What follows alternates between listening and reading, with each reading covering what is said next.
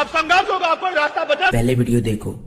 11 तारीख को दिल्ली में हमने ऐलान कर दिया है कि हम केंद्र की सरकार को घुटने टिकवा के रहेंगे।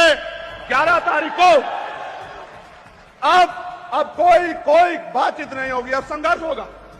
अब संघर्ष होगा, कोई रास्ता बचा नहीं है, अब नहीं बचा रास्ता।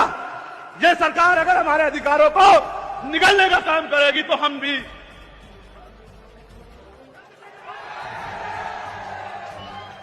सरकार किसी भी कीमत पर अपने आप को संविधान से बड़ा ना समझे और पिछले दरवाजे से ये जो अधिकारों को निस्ता नाबूद करने की जो तैयारी सरकार ने की है वो हमें दूध पीते बच्चे ना समझे।